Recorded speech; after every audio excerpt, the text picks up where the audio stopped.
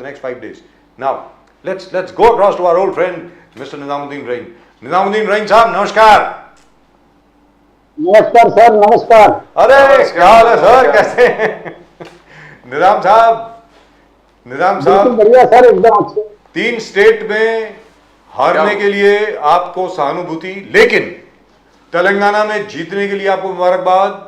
लेकिन इन 3 स्टेट में हारने के बावजूद 40% वोट लाने के लिए आपको मुबारकबाद. कहने का मतलब ये हुआ जो जयराम रमेश साहब ने लिखा कि बहुत आसपास का मामला है. अगर कांग्रेस अकल से काम ले, मेहनत करे, बहुत अच्छे तरीके से अलायंसेस वगैरह बना ले, तो हो सकता है कि लोकसभा में तस्वीर बदल जाए. निजाम साहब, यस सर. लगता है आपको लोकसभा की तस्वीर बदलेगी? नहीं, बिल्कुल लगता है. अगर आपको याद हो सर, तो 2014 से पहले वाले चुनाव में 5 राज्यों में हम चुनाव हार गए थे. उसके बाद लोकसभा में हम आ गए और सरकार बनाए. 2004 के पहले 2003 में परेशानी नहीं है. 2003 में सर, 2003 में. यस. 2003 में आप 5 राज्यों के चुनाव हारे थे और 2004 में आपकी सरकार बनी थी. जी यस. दूसरा मैं ये कह रहा हूं सर कि जो 3 असेंबली के चुनाव हुए हैं, बहुत ही डाउटफुल चुनाव है. और वहां की जनता के को अभी तक गले नहीं उतर रहा कि वो चुनाव में बीजेपी को उन्होंने वोट दिया. ऐसा अभी उनके दिल में थोड़ा सा डर लग रहा है. क्योंकि जितने बड़े बड़े एनालिसिस करने वाले हैं, जितने लोग राजनीतिक विश्लेषक हैं, उनकी जो बातें आ रही है निकलकर, उससे ये लगता है कि शायद बहुत निष्पक्ष चुनाव नहीं हुआ है. क्योंकि आपने देखा होगा कि मध्य प्रदेश में वो जो पोल के लिए यानी बैलेट पेपर से जो वोटिंग आई बाहर से, उसमें 200 विधानसभा में कांग्रेस आगे है. ये ऑफिशियल वेबसाइट के आंकड़े हैं जो उनकी वेबसाइट पर है इलेक्शन कमीशन के. लेकिन उसके बाद जहां काउंटिंग में ईवीएम का आया है, वहां वो पिछड़ रही है. तो ये बहुत सारी ऐसी चीजें हैं जो इस तरह की बातें पैदा कर रही है. दूसरी चीज आप ये देखिए कि वोट जो परसेंटेज पोल हुआ है वो तो थोड़ा बहुत आगे पीछे है, लेकिन टोटल वोट जो पोल हुआ है उसमें 10 लाख वोट इन 4 राज्यों में कांग्रेस को बीजेपी से ज्यादा मिला है. तो ऐसा नहीं है कि मोदी जी की कोई लहर थी या बीजेपी ने कुछ बहुत अच्छा काम किया है इसलिए जो है उनको वोट मिल गया. ये तो कुछ आपसी हमारे पार्टी के इंटरनल इश्यूज को भी ले ले, तो उस सब चीजों को अगर आप देखेंगे तो जनता को हम दोष नहीं दे सकते. जनता ने कांग्रेस को सराहा, कांग्रेस के वोट को बढ़ाया और पूरी ताकत से जनता हमारे साथ खड़ी दिखी. ये हमारी जीत रही है. बड़ी क्या बात है साहब, जबरदस्त. तो अब आगे क्या ये बताएं. अब आगे 19 तारीख को आपकी मीटिंग है. इसके पहले के प्रदीप जी आपसे सवाल पूछे. 19 तारीख को इंडिया अलायंस की मीटिंग है. राहुल गांधी जी ने कहा है कि हम अंग्रेजों से भी ऐसे लग रहा था कि हम लोग हार रहे हैं. कितनी बार जेल गए, कितनी बार बाहर आए, कितनी बार खत्म हुआ. अंग्रेजों से नहीं डरे तो इनसे क्या डरेंगे? आप बताएं सर. नहीं, बिल्कुल सही बात है. संघर्ष करने वाला वो नेता है. उसके आचरण तक को लेकर और उनके इमेज को बर्बाद करने के लिए हजारों करोड़ रुपया मोदी और उनकी कंपनी ने उनको बर्बाद करने की कोशिश किया. लेकिन देश की जनता ने जो प्यार उनको दिया, इतनी सारी प्रोपेगेंडा के बावजूद भी राहुल गांधी आज देश में एक छत्र नेता हैं. आज कांग्रेस में या अलग जगहों पर आप देखेंगे जिस तरह से राहुल जी काम कर रहे हैं उसको कोई नकार नहीं सकता. तो इस बात में दम है कि राहुल जी जो कहते हैं वो एक तो करते हैं, दूसरी चीज वो कोई ऐसी बात नहीं करते जो सत्य से परे हो. तो ये बात बिल्कुल तय है कि 2024 के लिए ही हमारा इंडिया अलायंस गठबंधन हुआ था. राज्यों के लिए हमारा गठबंधन नहीं था सर. आपने देखा होगा कि हम मुंबई की मीटिंग में भी यहाँ जो डिसाइड हुआ, बेंगलुरु में हुआ, दूसरी जगहों पर हुआ, तो वो चीजों पर पूरी तैयारी है, पूरा फोकस है. और मुझे ये लगता है कि 19 तारीख को बहुत सारी बातें क्लियर होकर बाहर आएंगी जो 2024 चुनाव के लिए एक ताकत बनकर इस देश में खड़ी होंगी. क्योंकि देश की जनता आज जितनी परेशान है वो वही सोच सकती है कि कोई भी चीज आज जो मोदी जी के राज्य में है, अगर वो 100 रुपए की थी तो आज 1000 की है. और कभी 100% बढ़ता था, यहाँ तो 1000% बढ़ रहा है. इससे ये लगता है कि देश की जनता जो है वो बड़े पैमाने पे अपना डिसीजन देगी और 2024 में जो हमारा अलायंस इंडिया है निजामुद्दीन राइन साहब बनेगी, इसमें कोई राइन साहब आपको सबसे बड़ा चैलेंज है, भले आप ईवीएम वगैरह बोले मगर आपको याद होगा 5 स्टेट के चुनाव में वो लास्ट लैप बोलते हैं, उसमें मोदी जी, अमित शाह जी, जेपी नड्डा जी एक ही पुकार था हिंदुत्व वाले, बोले प्रभु राम का प्राण प्रतिष्ठा 22 जनवरी 12:22 है और फिर अलग अलग मंदिर का जिसने उन्होंने भव्य कर दिया, काशी विश्वनाथ, उज्जैन महाकाल, केदारनाथ, अयोध्या और उसके बाद अभी कृष्ण जन्मभूमि। आपको याद होगा चुनाव के 8-10 दिन पहले ही मोदी जी कृष्ण जन्मभूमि में गए थे। कृष्ण जन्मभूमि में ऐलान किया था कि मैं ये सब जितना मंदिर गिनाया हूं उतना ही भव्य काशी मथुरा को बनाऊंगा कृष्ण जन्मभूमि। क्या छत्तीसगढ़ हो, मध्य प्रदेश हो, राजस्थान हो, वो थोड़ा स्पिरिचुअल लोग हैं, स्पिरिचुअल काइंड ऑफ थोड़ा अटैचमेंट होता है। क्या आपको नहीं लगता कि हिंदुत्व में कहीं ना कहीं आप लोग थोड़ा पीछे रह गए और मोदी जी, अमित शाह और जेपी नड्डा लोगों के दिल तक पहुंच गए, पल्स तक पहुंच गए और ये भारी मात्रा में जो फर्क हुआ और लास्ट लैप में हुआ हिंदुत्व के ऐलान के बाद? निजामुद्दीन जी देखिए, भारत जो है पूरी दुनिया में लोकतंत्र के लिए जाना जाता है। उसकी लोकतांत्रिक व्यवस्था और लोकतंत्र को लेकर इतने वर्षों तक ये सब चला आ रहा है। लेकिन इस सरकार ने भले सरकार बना ली हो, भले इनके दलों ने जो है किसी तरह से किन हालातों में सरकार बनाई हो, लेकिन लोकतंत्र के इस मंदिर को तबाही के दहाने पर खड़ा कर दिया। आज लोकतंत्र की धज्जियां उड़ रही हैं।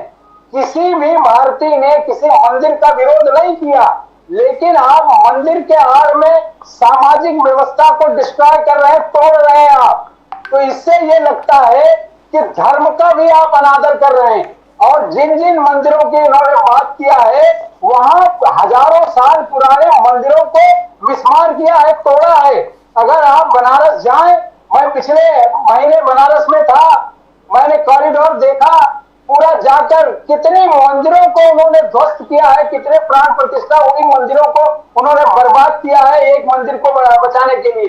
तो ये जो इमोशनल कार्ड खेलकर देश के लोकतंत्र को नुकसान कर रहे हैं, ये आगे के लिए, इस देश के लिए अच्छा नहीं है।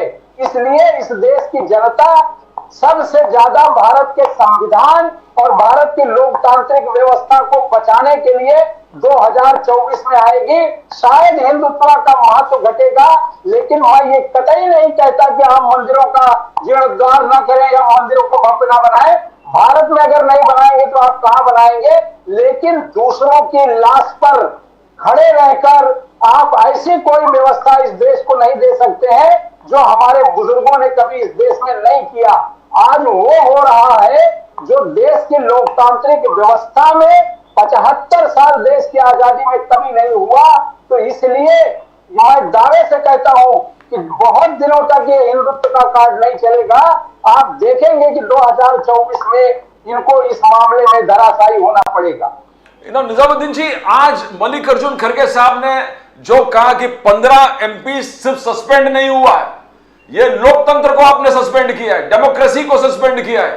15 एमपी सिर्फ सस्पेंड नहीं होगा। जिस प्रकार से लोकसभा में सिक्योरिटी ऑफ ब्रीच पे उन्होंने मोशन पास करके बात करने डिस्कशन चाहा और स्पीकर ने सबको सस्पेंड कर दिया, तो मल्लिकार्जुन खड़गे का सारे लोकतंत्र का हत्या है। कांग्रेस का यही करना है कि प्राइम मिनिस्टर मोदी से रिप्लाई चाहता है कांग्रेस, अमित शाह इस्तीफा देना चाहिए, कांग्रेस के मांग, सिक्योरिटी, देश के सिक्योरिटी, राष्ट्रीय सुरक्षा और पार्लियामेंट पे सुरक्षा पर चर्चा होना चाहिए। और बीजेपी एमपी जिसने वो पास बनाया उसको तुरंत, जैसे राहुल गांधी जी को आपने निकाला तो उसको भी निकाल दीजिए हाउस से। ये आपके डिमांड है, कांग्रेस के डिमांड के। मगर 15 एमपी आपका सस्पेंड कर दिया गया। निजामुद्दीन जी सर, ये राजनैतिक व्यवस्था नहीं है, ये गुंडा तंत्र की व्यवस्था है, गुंडा तंत्र की व्यवस्था है। भारत के लोकसभा में, भारत के संसद में कभी इस तरह के निर्णय नहीं आए हैं। सैकड़ों बार ऐसा हुआ है कि लोकसभा बंद रही है, 10-10 दिन लगातार, 15-15 दिन बंद रही है। बीजेपी के लोगों ने भी लोकसभा को बंद किया है कई मुद्दों पर। लेकिन इस तरह के किसी सांसद को बर्खास्त करना, किसी सांसद को सस्पेंड करना, पूरे सत्र के लिए निकाल देना, ये जो 5 सालों में हो रहा है ये कभी नहीं हुआ। आपने मोइत्रा के मामले में आपने देखा कि उसकी छोटी सी गलती को भी आपने संसद से निकाला, लेकिन वही बिदोड़ी की बड़ी गलती को भी आपने एक्सेप्ट नहीं किया। आपने जो है ब्रिजभूषण शरण के ऊपर आपने पनिश नहीं किया। आपने दूसरे आपके मिनिस्टर जो हेड स्पीचेस के जनक है, आपने उनके ऊपर कोई सवाल नहीं किया। आपने झूठ बोलने के सारे रिकॉर्ड संसद के पटल पर खुद अमित शाह ने रखे। आपको याद होगा कलावती वाला मामला जिसमें राहुल गांधी के खिलाफ उन्होंने बात किया था, उसी कलावती ने आकर देश के मीडिया के सामने जब बात रखी तो इन्होंने शर्मिंदगी भी नहीं जाहिर की। तो इस तरह की व्यवस्था अगर वो करेंगे तो ये तो दादागिरी है, ये एक वो डिक्टेटरशिप है जो कभी इस दुनिया में हिटलर ने किया था। आज उस तरह की व्यवस्था संसद में लागू हो रही है। अगर विपक्ष सवाल नहीं पूछेगा, विपक्ष विरोध नहीं करेगा, तो संसद में विपक्ष की भूमिका का क्या माने रह जाते हैं। और जब इनका दौर था तो इन्होंने भी यही किया ना। जब ये गुजरात के मुख्यमंत्री थे, आप उनके प्रोसीडिंग देखिए, जिस तरह की वो बातें करते थे, आज भारत के प्रधानमंत्री बनने के बाद क्यों नहीं बात करते हैं? क्यों नहीं गृह मंत्री को इसमें इस्तीफा देना चाहिए? अगर यही घटना आपके सेना के जो सांसद महोदय है उनकी जगह कोई कांग्रेस का सांसद होता और वो बच्चे कोई इस देश के दूसरे नागरिक होते, दूसरे समाज के, तो आज हिंदुस्तान में क्या होता हम आप सोच नहीं सकते। तो ये जो दोगलापन है, ये दोगलेपन का काम बीजेपी कर सकती है। इस देश में दूसरा कोई राजनीतिक दल इतने दोगलेपन की बात नहीं कर सकते। लेकिन ये तो बताइए, निकल रहे हैं, जो सच है उससे भाग रहे हैं। ये निजाम साहब ये तो बताइए, मान लीजिए कि जो एमपी साहब हैं जिन्होंने विजिटर्स गैलरी में पास पर साइन किया इन 4 बच्चों के लिए, 6 बच्चों के लिए, अगर मान लीजिए वो कांग्रेस का होता तो क्या होता? आप बोल तो रहे हैं, होता क्या होता? आज कांग्रेस के दफ्तर को ये जला चुके होते सर, ये कांग्रेस के दफ्तर को तक जला चुके होते। देशद्रोही का मुकदमा कांग्रेस के सभी नेताओं पर दर्ज होता, हाउस लीडर पर दर्ज होता, यहाँ तक कि जो संसद में गुट लीडर है कांग्रेस का, उस पर भी इन्होंने केस ले लिया होता अब तक। तो ये तो बेशरम लोग हैं सर। जब इनको कोई दर्द होती है तो उसके लिए इनको फिक्र नहीं है। अगर कोई अपोजिशन का आदमी करे तो उसके ऊपर तुरंत कार्रवाई होती है। इतनी बड़ी बेशर्मी तो इस लोकतंत्र के इतिहास में 75 वर्षों में इस संसद में कभी नहीं हुआ। और सारा मीडिया राहुल गांधी से सवाल पूछ रहा होता। सर यही तो हो रहा है ना कि सरकार चला रहा है मोदी और जवाब दे रहे हैं राहुल गांधी। तो इतना बड़ा महत्व राहुल गांधी का है कि राहुल गांधी के अलावा कोई इस देश में इस लायक नहीं है बीजेपी में जो उनके सवालों का जवाब दे सके। तो वो बहादुर आदमी है जो ताकत के साथ मुल्क के सामने खड़ा है, देशवासियों के सामने खड़ा है और सच बातें रख रहा है। तो ये तयशुदा बात है कि आज नहीं तो कल इनकी मीडिया भी डूबेगी। जिस तरह की व्यवस्था पर ये बात कर रहे थे, आप सोचिए कि अगर संसद सुरक्षित नहीं है, मैं समझता हूं चलिए एमपी ने पास देने के लिए कहा, वो कोई बड़ी बात नहीं थी, लेकिन जो सिक्योरिटी चेक हो रही थी, वो जो स्प्रे लेकर गया वो छोटी सी चीज नहीं थी कि नाक के अंदर रख लिया या कहीं ऐसी जगह रख लिया जहां से कोई देख नहीं सकता था। वो तो एक बड़ा सा था। मैंने कल मीडिया में जो तमाशा देखा बजाज सर, आप देखते तो आपको हंसी आती। मीडिया के लोग उछाल रहे थे, दूसरे से छीन रहे थे कि मुझे दे दो, मेरे चैनल पर मैं दिखा दूं। यानी बेशर्मी की वो दलील थी जो संसद के गलियारों में, संसद के बाहर हुई। वो इस देश की तारीख में इतने वर्षों तक मैं पत्रकारिता की, इतने वर्षों से राजनीति में हूँ, मैंने इतना घिनौना चेहरा मीडिया का नहीं देखा आज तक नहीं देखा। कल संसद के बाहर कर रहे थे, आज तक नहीं देखा। ये दृश्य पहली बार देखने को मिला है। जी सर, ये दृश्य पहली बार देखने को मिला है। और वेरी फ्रैंकली स्पीकिंग, जब हम लोग चैनल हेड कर रहे थे या चला रहे थे, अगर हमारे किसी रिपोर्टर ने ऐसा कुछ किया होता, हमारे किसी कॉरेस्पॉन्डेंट ने ऐसा किया होता, अब तक उसकी नौकरी जा चुकी होती, निजाम साहब। जी सर। लेकिन ये बिल्कुल सही। मैं साफ तौर से आपको बता रहा हूं, मैं खुद शर्मसार हूं देख करके कि ये हो क्या रहा है। एक दूसरे से माइक्रोफोन छीन रहे हैं, एक दूसरे के पीछे भाग रहे हैं कि मुझे पीस टू कैमरा करने दीजिए। Pradeep ji, this is so embarrassing. लोकतंत्र के उस मंदिर में ये सब हो रहा था जो पूरे देश की व्यवस्था को देखता है। वहां तमाशा हो रहा था और किसी ने रोका नहीं उनको। Shocking, shocking, absolutely shocking. Modi ji एक नया यात्रा पे जा रहे हैं, निजामुद्दीन जी। विकसित भारत संकल्प यात्रा, विकसित भारत संकल्प यात्रा 35 लाख आयुष्मान कार्ड बटेगा, गांव गांव तक रीच है, outreach to the villages. Modi guarantee, guarantee वाले गाड़ी में जाएंगे। मोदी जी के गारंटी, गारंटी पूरी होने वाला गारंटी। ये यात्रा से पूरे देश में हर विलेजेस को टच करेंगे और मोदी जी का रिपोर्ट कार्ड मोदी जी खुद चर्चा करेंगे गांव वालों से। तो क्या इससे क्या अफेक्ट होगा? पूरा बीजेपी का कहना है एक मास्टर स्ट्रोक है इलेक्शन से पहले। मोदी जी बोलिए, बोलिए। ये झूठों के सरदार हैं। आपने राजस्थान में देखा होगा कि 25 लाख की जो है वो वहां गारंटी थी, 25 लाख की। ये तो 5 लाख की बात कर रहे हैं और वो 25 लाख की थी, जनता ने उसको नकार दिया। दूसरी आपको उसमें जो अमेंडमेंट की बात वो आपको बता रहा हूं, आपने पता नहीं वो आयुष्मान कार्ड आपने देखा कि नहीं, 99% कार्ड में सारे नाम गलत हैं। 99% कार्ड की बात कर रहा हूं सर। 99% कार्ड में नाम गलत है, सरनेम गलत है, उसका बर्थडे गलत है। यहां तक कि जो वो बहाना दे रहे हैं कि राशन कार्ड में ऐसा नाम मिला हमने डाल दिया है, वो जाने के बाद अस्पताल में कैश नहीं होने वाले हैं। वो कह रहे हैं कि हमने 15 करोड़ कार्ड बांटा और 5 करोड़ लोगों ने फायदा लिया, तो 10 करोड़ लोग कहां गए? इसका मतलब यह है कि ये भी एक बहुत बड़ा घोटाला है सर। जब इसकी एसआईटी जांच होगी तो ये भी निकल कर आएगा सामने। आप देखिएगा ये प्री प्लान है कि अधिकारियों से ये कहकर बड़े पैमाने पर उसके नाम में गड़बड़ी की जा रही है। मैं आपको सैकड़ों कार्ड का व्हाट्सएप भेज सकता हूं, क्योंकि मैं यहाँ कैंपों में जाकर देख रहा हूं इससे जगहों पर कि जो कार्ड आ रहे हैं उसे कारपोरेशन के लोग बांटेंगे चुनाव के लिए, और जो ओरिजिनल कार्ड के पहले कार्ड आ रहा है सब में स्पेलिंग मिस्टेक है। इतना बड़ा ब्लंडर जो आप बता रहे हैं वो एक तरह का धोखा है, एक तरह की चीटिंग है। मैंने राज्य के मुख्यमंत्री को चिट्ठी लिखा है कि आप इसकी जांच कराएं और लोगों को इसका तब फायदा मिले तब तो बात बनती है। और इस तरह की चीजों से सर जनता पिघलने वाली नहीं है।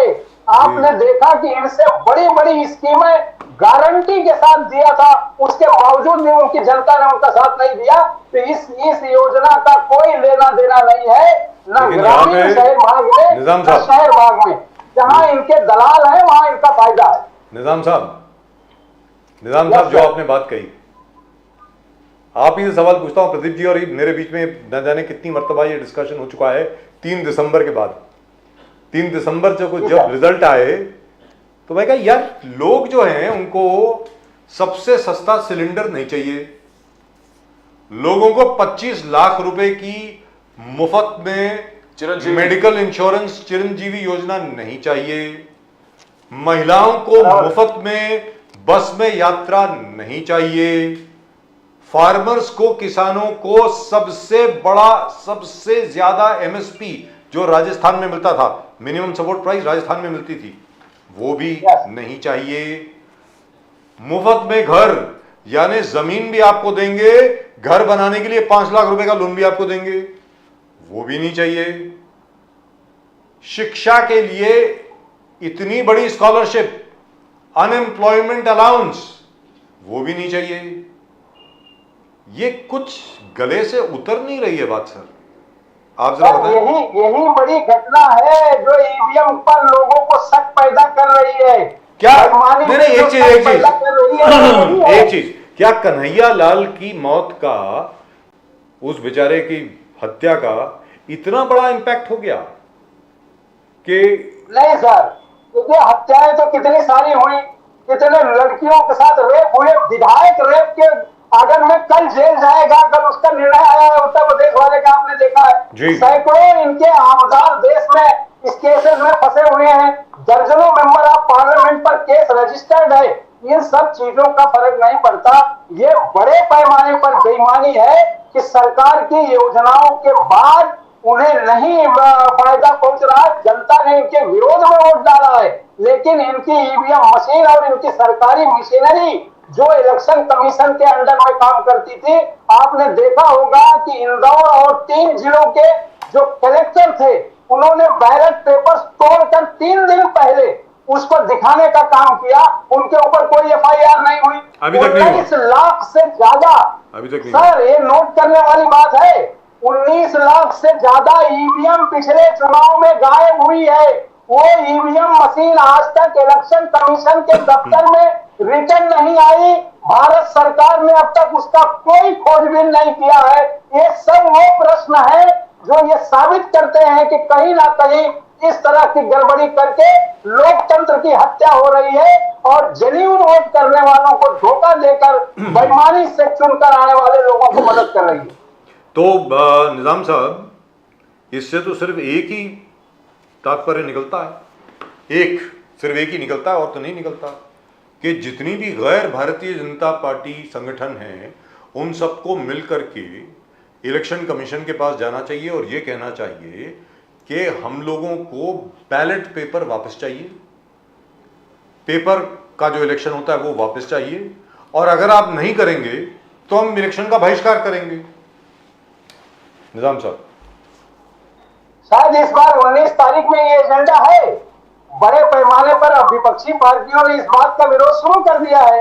और सबसे बड़ी बात है कि सुप्रीम कोर्ट के कई बड़े एडवोकेट जिन्होंने रिट फाइल किया ऑलरेडी सुप्रीम कोर्ट में, इसका मतलब है कि देश का जो बुद्धिजीवी वर्ग है, जो इस तरह की व्यवस्थाओं को देखता है, वो कोर्ट में समझ कर रहा है, कोर्ट में जा रहा है, उसके नोटिस कर रहा है। तो इसका मतलब यह है सर, बिल्कुल साफ है कि अगर व्यवस्थाएं गड़बड़ नहीं है तो सुप्रीम कोर्ट में कोई क्यों जा रहा है, हाई कोर्ट में क्यों जा रहा है। इससे साफ होता है कि सरकार अगर कहती है कि मैं हिंदुत्व के बल पर या विकास के बल पर इस देश में सरकार बनाऊंगा, तो उनको खुद से अनाउंस करना चाहिए कि भाई मेरे दामन पर दाग मत लगाओ, मैंने काम किया है, मैं आपकी बात एक्सेप्ट करता हूं, ईवीएम को खत्म करता हूं और बैलेट पेपर से चुनाव कराता हूं, और फिर देखिए सर रिजल्ट। अगर इनकी जमानतें न जब्त हो जाए मोदी सहित सारे नेताओं की, तो लेकिन एक चीज तो है निजाम साहब, जब भी ये बात की जाती है, सामने से सवाल ये आता है, तो तेलंगाना में आपने ईवीएम के खिलाफ प्रोटेस्ट क्यों नहीं किया, कर्नाटक में क्यों नहीं किया, हिमाचल में क्यों नहीं किया, क्योंकि वहां पर आप जीत रहे थे। ये बताएं निजाम साहब। सर आपको याद होगा जब हम पंजाब वाले पिछले चुनाव की बात कर रहे हैं, उत्तर प्रदेश में गड़बड़ी करके पंजाब छोटा सा आपको दे दिया जी, और यही काम उन्होंने अभी भी किया। अगर आपने देखा हो तो 3 तारीख को जो है देश में बहुत सारे प्रोटेस्ट हुए। उन प्रोटेस्ट में लोगों ने मीडिया को जवाब दिया है कि इसमें कोई अगर लहर थी, आप सोचिए ना सर कि अगर तेलंगाना में कांग्रेस की लहर थी तो मध्य प्रदेश में क्यों नहीं जी, अगर मध्य प्रदेश में लहर नहीं थी तो वो कैसे जीत गए। तो ये तो बिल्कुल फ्रॉड वाली बात है कि 3 हिंदी बेल्ट जबरन ले लो और एक छोटा सा बेल्ट कांग्रेस के गले में डाल दो। ये वो व्यवस्था है जो आज देश की जनता कह रही है। आपने सैकड़ों लोगों को आपने टेलीविजन पर देखा होगा जिन्होंने इस बात को बड़े साफ तौर पे कहा कि ये जीत हम कांग्रेस की नहीं मान रहे हैं, ये जीत मोदी की है। उन्होंने आपको 1 दिया और 3 जेब में रख लिया। यानी ठगी का काम जो उनका पहले से था, मुख्यमंत्री काल के दौर में भी वो ठगी का ही काम करते थे। उन्होंने कभी विधानसभा नहीं चलाया, उनकी विधानसभा की कभी बैठक नहीं हुई। आपने देखा होगा पिछले 15 साल वो मुख्यमंत्री थे, राज्य में कभी उन्होंने विधानसभा नहीं चलाया। तो ये वो सारी चीजें हैं जो देश के सामने है। अब ईमानदारी से वो कितना लोकतंत्र पर विश्वास करते हैं वो मेन चीज है सर। निजाम साहब, एक और सवाल है, कर सकते हैं और देख रहा है मैं एक और सवाल है, मैं चाहूंगा आप इसके ऊपर जरा जवाब दें, क्योंकि वैसे निरर्थक है, अब निरर्थक हो गया क्योंकि परिणाम आ गए हैं, नई नई सरकारें बन भी गई हैं, सब कुछ हो गया है। मनोज यादव साहब जो हैं वो माशाल्लाह चीफ मिनिस्टर भी बन गए मध्य प्रदेश के। सर मध्य प्रदेश में वो जो आदिवासी बच्चा है उसके ऊपर मूत्र करते हुए किसी को कोई बीजेपी का शख्स था, वो वीडियो बाहर आई और उसके बाद भी आदिवासियों ने सबने मिलकर के इकट्ठे होकर के बीजेपी को वोट दिया। सर ये करिश्मा कैसे हो सकता है? मतलब आप मुझे समझाइए। मैं साहब 40 साल हो गए मुझे। मुझे पत्रकारिता में 41 साल हो गए, 41 इयर्स। ये मेरी समझ में नहीं आ रहा है। हो सकता है कि मैं बुढ़ा हो गया हूं, हो सकता है कि मेरा टाइम आ गया रिटायरमेंट के लिए, हो सकता है, लेकिन आप बताएं सर। सर मैं कह रहा हूं कि नहीं दिया है। आप वहां की बेईमानी के जो जो सूत्र हैं, जब आपके पास एक अलग से भी सोर्स है जिसे आप भले ना बताएं चैनल पर, लेकिन आप पता करिए कि आदिवासियों ने किस तरह से वोटिंग किया है। गांव के गांव वोट डालने नहीं जा पाए, और वो उस घटना का तो पूरे देश ने जो है देखा। खुद मुख्यमंत्री शिवराज चौहान जाकर उसका पांव धोए और माफी मांगे और सब किया। लेकिन इन सब चीजों से आप देखेंगे कि जो कुछ इस तरह का हुआ है, उसके बावजूद भी उन्होंने बेईमानी से सारे रास्ते हल किए हैं। बेईमानी के अलावा उनको कोई रास्ता नहीं था, और वो कहीं से नहीं The entire scheduled tribe vote has gone to the BJP. I mean, how? No, आपको अपने इंडिया अलायंस को ठीक करना पड़ेगा निजाम साहब, बिकॉज राहुल गांधी जी जहां लड़ने वाले हैं केरल में, वहां सीपीएम सत्ता में, वहां के मंत्री उठकर कहता है कि राहुल गांधी जी को केरल से नहीं लड़ना चाहिए। राहुल गांधी जी जाके बीजेपी के खिलाफ लड़े। ये नहीं पूरे तो आप इंडिया अलायंस को कैसे आप साथ में रखोगे? ये जब वही से केरल से ही सीपीएम के एक बहुत बड़ा लीडर कहता है कि राहुल गांधी जी केरल से लड़ेंगे तो हमारे खिलाफ लड़ेंगे, हमको हराएंगे, आपको जाके बीजेपी के खिलाफ लड़ना चाहिए। एक केरल के होंगे ममता बनर्जी, दूसरा सावरकर वाले इशू जो कर्नाटक असेंबली में, वो सब वाले सावरकर के पिक्चर को हटा दो। तो एक ये कहां से, बिकॉज आपको अलग अलग आपके अलायंस पार्टनर अलग अलग दिशा में, ममता बनर्जी कहीं और छोड़ रहे, शरद पवार जी बोल रहे हैं आप कन्वेनर इनको बना दो, अपने बिहार के मुख्यमंत्री को, नीतीश कुमार जी को। तो कैसे आप सबको साथ में रखेंगे? सनातन धर्म जो बोले ना, घमंडिया सरकार सनातन धर्म के खिलाफ है, वो सबको कैसे छोड़ेंगे? आपको अच्छे से याद होगा कि 10 साल तक कांग्रेस का शासन रहा है, और अपने इलाहियों के साथ शासन किया, और किसी के साथ ऐसा नहीं हुआ कि कोई उनको छोड़कर गया हो, और जो गया था इमीडिएट रिटर्न आया है। तो ये बात में कोई दम नहीं है कि हमारे इलाही हमारे साथ नहीं होंगे। आप देखिएगा 19 तारीख के बाद जो पिक्चर आएगी बहुत क्लियर होगी, और राहुल गांधी अमेठी से वापस चुनाव लड़ेंगे, वहां भी जीतेंगे, वायनाड में भी जीतेंगे। तो राहुल गांधी केरल इसलिए छोड़ेंगे, राहुल गांधी केरल इसलिए छोड़ेंगे बिकॉज सीपीएम ने कहा कि आप हमारे साथ मत लड़िए, बीजेपी के खिलाफ लड़िए। ये कहने का विषय नहीं होता। कभी भी आपने देखा होगा कि राष्ट्रीय नेता जहां से भी चुनाव लड़ता है, वहां की लोकल पार्टियां अपने आप उनको मदद के लिए जाती हैं। आपको उदाहरण देता हूं, रायबरेली से मिसेस गांधी चुनाव लड़ने गई, मुलायम सिंह का बहुत जोर था, उन्होंने अपना कैंडिडेट विड्रॉ किया। इसी तरह से डिम्पल वाले चुनाव में कांग्रेस ने, तो ये एक व्यवस्था है राजनीति में अलग अलग तरह के लोगों की, जो सामाजिक और राजनीतिक बड़े लोग काम करने वाले हैं, उनके लिए आपस में एडजस्टमेंट होता है, उसमें कोई बहस का मुद्दा नहीं है। और जहां तक आपने दोनों तीनों का नाम लिया, वो पूरी ताकत के साथ इंडिया अलायंस में शामिल है, चाहे वो नीतीश जी हो, चाहे शरद पवार जी हो, चाहे ममता जी हो, सब लोग मजबूत हैं। और आप देखिएगा 19 तारीख के इस मीटिंग में सारे राजनीतिक दल वहां दिल्ली में होंगे, और एकजुट जो उनका मैसेज आएगा देश के लिए, वो हम सब के लिए और देश के लिए बेहतर होगा। यहां पर एक और चीज है जो मैं आपके सामने रखना चाहूंगा चलते चलते। निजाम साहब, जो प्रदीप जी ने बात कही आपसे, उस पर आपने थोड़ा सा जवाब भी दिया कि 15 मेंबर्स ऑफ पार्लियामेंट को सस्पेंड कर दिया गया है। 15 ऑपोजिशन के 15 मेंबर, आज तक कभी नहीं हुआ है। अरे हमें अभी तक याद है, अरुण जेटली साहब राज्यसभा को चलने नहीं देते थे, सुषमा स्वराज जी लोकसभा को चलने नहीं देती थी इतने दिनों तक। मतलब कभी कभी सेशन में सिर्फ 1 या 1.5 दिन का सेशन चलता था। In fact later on, Pradeep ji, if you remember, when Arun Jaitley साहब was asked why you doing this, he said disrupting parliament is a legitimate tactic. He had said that. It's a part of democracy. ये साफ statement है अरुण जेटली साहब की। Doctor Manmohan Singh की सरकार ने, या उस वक्त जो स्पीकर साहब थे, मीरा कुमार जी उधर थी, अपने लोकसभा की स्पीकर थी, राज्यसभा में वाइस प्रेसिडेंट जो भी थे, मुझे याद नहीं है अभी, उन्होंने तो सस्पेंड नहीं किया इन लोगों को। हमें तो याद है इन्होंने फाइल के पेपर फेंके, ये फेंका। ये आपको लगता नहीं है कि इसको, आपको लगता नहीं कि इसको ज्यादा तूल देना चाहिए हर जगह पे, कि भाई सस्पेंड करना, पूरे सेशन के लिए सस्पेंड करना, मतलब के वो कॉन्स्टिट्यूएंसीज जिनका वो प्रतिनिधित्व कर रहे हैं उनकी आवाज कोई नहीं सुनाएगा पार्लियामेंट में। कहने का मतलब यह हुआ कि उन लोगों के साथ आप अन्याय कर रहे हैं सर। नहीं, बिल्कुल सही है कि आज तक की तारीख में आपने देखा, जरूरी नहीं कि कांग्रेस की सरकार रही, आप देखिए कि अटल जी की सरकार में भी इस तरह की हरकतें नहीं कभी नहीं, कभी उससे नहीं, पहले नहीं। गुजरात की सरकार में नहीं हुआ, उससे पहले देवगौड़ा की सरकार में नहीं हुआ। लेकिन ये तो डेमोक्रेसी की हत्या कर रहे हैं सर। इनको लोकतंत्र पर विश्वास नहीं है। ये तो सीधा सीधा एक तरह का सांसदों के साथ दुर्व्यवहार है और इनके ऊपर मुकदमा चलना चाहिए सही मानों में अगर देखा जाए, क्योंकि ये जो है अपने ताकत का मिसयूज कर रहे हैं, गलत तरीके से उसका इस्तेमाल कर रहे हैं। और खुद आपने देखा होगा कि जब राहुल गांधी भाषण करते हैं संसद में तो कैमरा हटा दिया जाता है, उनके चेहरे की तरफ नहीं रहता, दूसरे की तरफ कर दिया जाता है। वो छोटी छोटी हरकतें देश देख रहा है सर। कल इनको भी विपक्ष में आना है।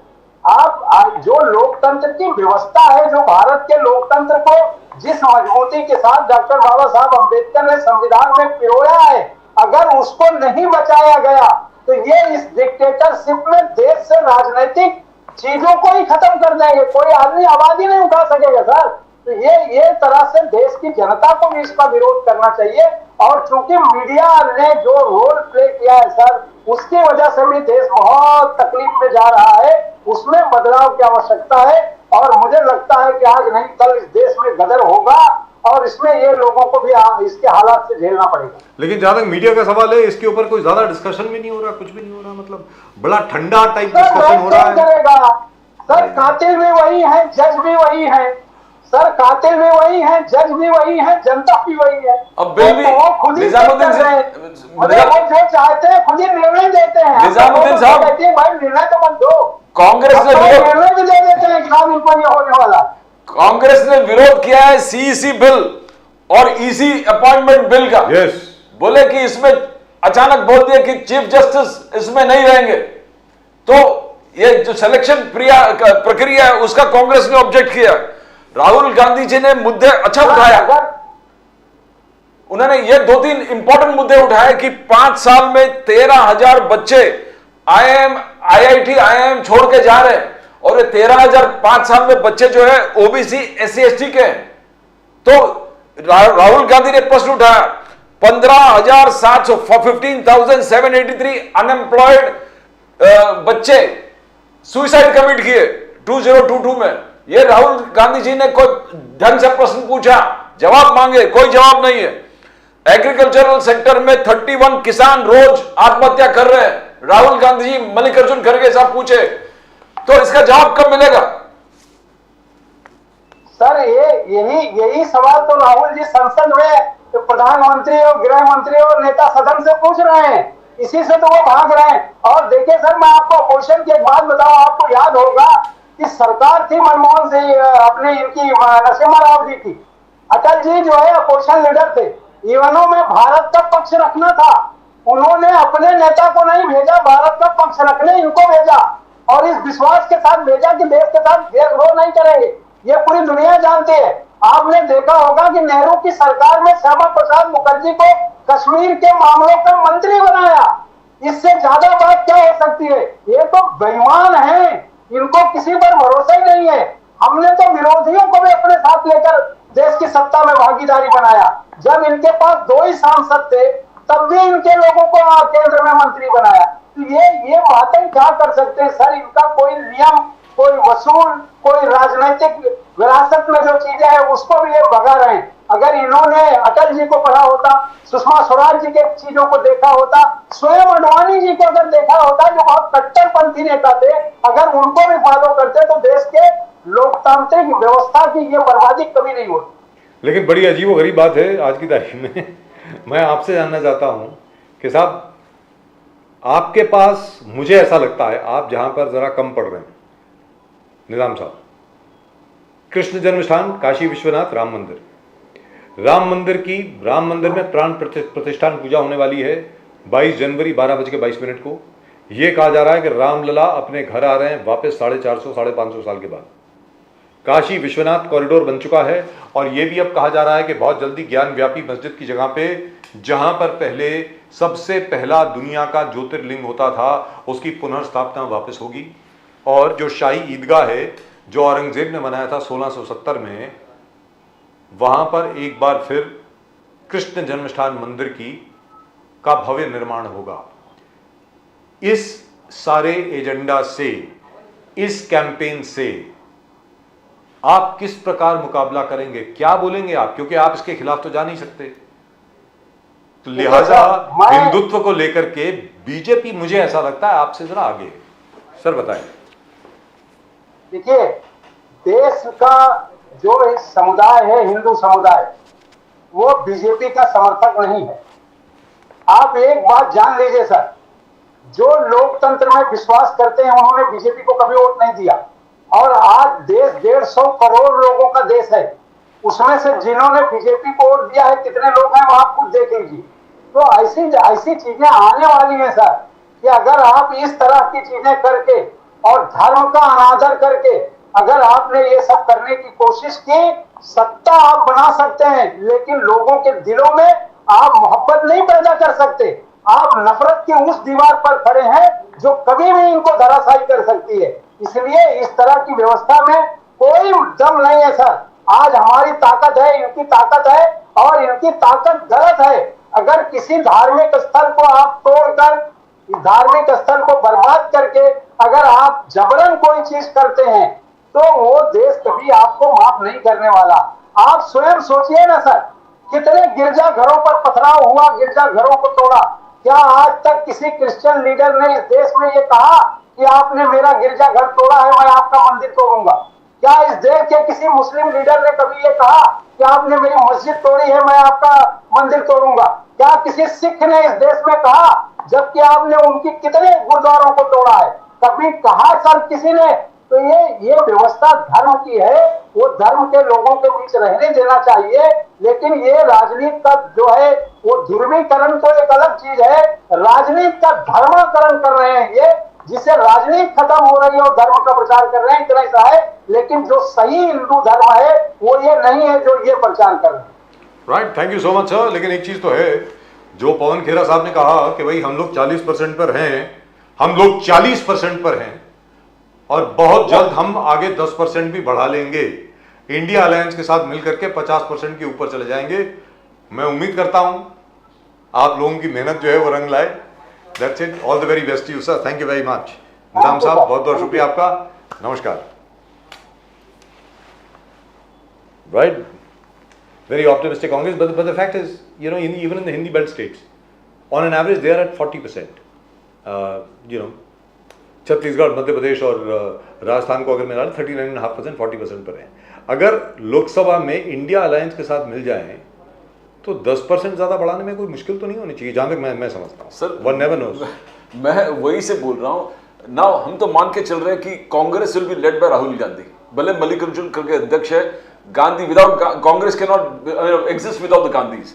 मगर केरल में ही सीपीएम, उनके अलायंस पार्टनर राहुल गांधी जी को कह रहे कि आप यहां से मत लड़िए, आप कहीं और जाके लड़िए। नाउ दिस इज नाउ इतना openly, you know, even before alliance meeting you have to be accommodating. एक अलायंस होता है कि अपने विचार ठीक हो कि यार ठीक, आप इधर से लड़िए, हम आपको सपोर्ट करेंगे। ऐसा प्रदीप जी, यही भारतीय जनता पार्टी का सबसे बड़ा एसेट है ना। मतलब जो भारतीय जनता पार्टी है, अगर सामने जो आपका इंडिया अलायंस है, जो बड़े जोर शोर से आपने माशाल्लाह एक बहुत बड़ा अलायंस बनाया था, तो उसका जनाजा निकालने में भारतीय जनता पार्टी को तो कोई मेहनत करने की जरूरत ही नहीं है। आप खुद ही निकाल रहे हैं। If the CPM says in Kerala that Rahul Gandhi should not fight elections in Kerala, then what are we talking about? Congress is the horse that is leading the carriage. The only advantage is, hurt कर रहे हो। Pradeep ji, the only advantage is CPIM has a voice only in Kerala, nowhere else. So the Congress should be quite happy. Let them stick to Kerala, let them be there, let them fight among themselves. Thank you very much. If the Congress, you know, is able to make the deals that are required. By the way, I personally feel this defeat of the Congress in the Hindi belt could be a blessing in disguise. Now they will be more open to reason and they will make all the deals which are necessary and the changes which are necessary to fight the BJP where the real fight is. I hope it happens. But at the moment, it looks as though the BJP is far, far ahead. But in the meantime,